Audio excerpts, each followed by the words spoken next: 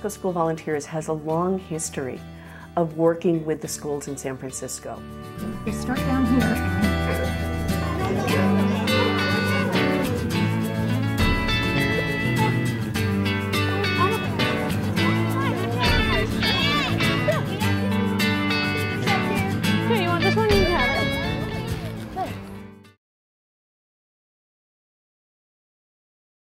I've learned in San Francisco how little we have, and I think it's important for the community to see the inside of a school, not just what they read about in the paper or what they think.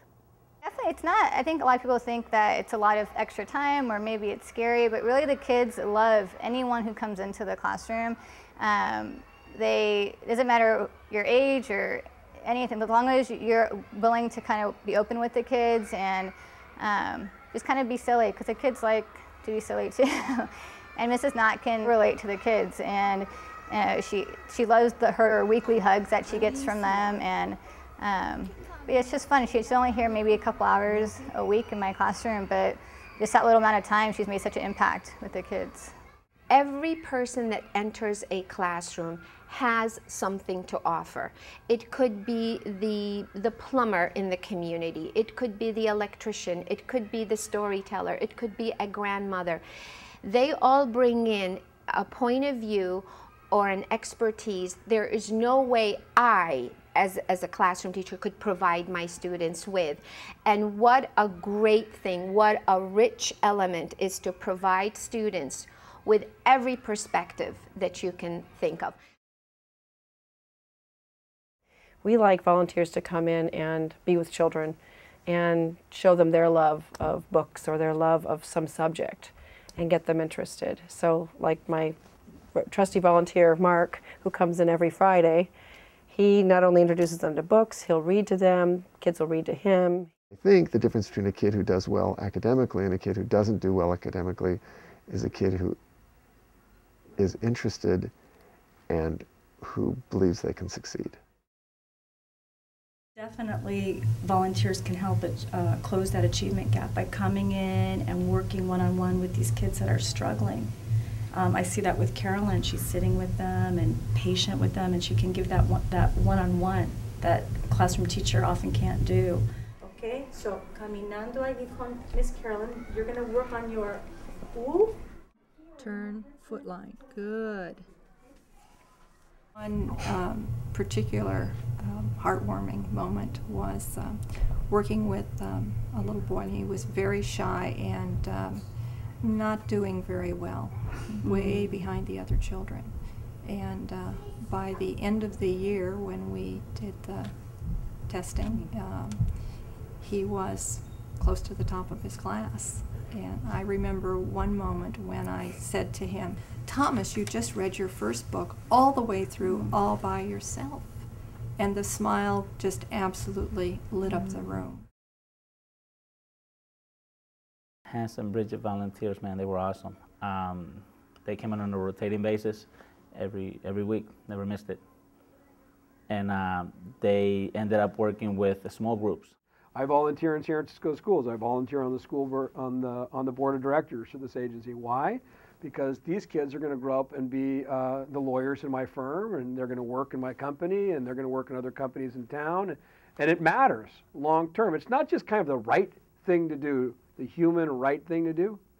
It is a business imperative. It's just, having that extra body that actually can be engaged with a small group of kids. It really does affect the entire classroom as a whole.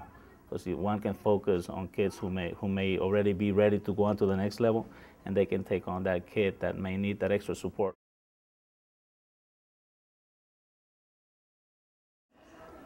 I remember a student named Eric. The first time I met him, he had a certain charm, just winsome. And so I worked with him. He not only is an A student, he's now in, I believe, 7th or 8th grade, and he writes to me every single year, pages of letters of his accomplishments. I don't think my students would have achieved so much within such a short time. One of the examples is the new student who came in with 0 English.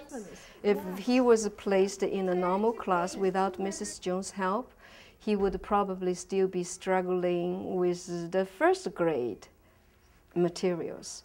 But together we brought him up to speed.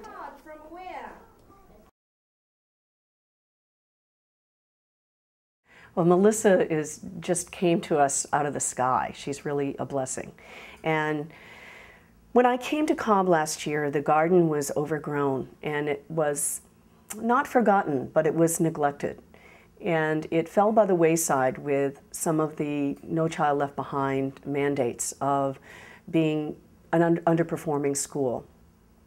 And I had a strong sense from the teachers that we could take the garden and we could take science and integrate the content of mathematics and literacy into the science of gardening. I told them that I was into plants and nutrition and food, and they said, oh, we have this great school that needs you. And so I showed up here, and boy, was it a perfect match. So I'm Miss Melissa.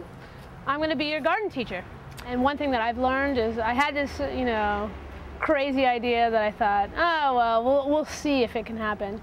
And it has, and it's made such a difference. And to see these little kids and their eyes get so bright, and they get so, they're crazy out in the yard, and they come in the garden, they get quiet and look around, and you can really tell that it makes a difference.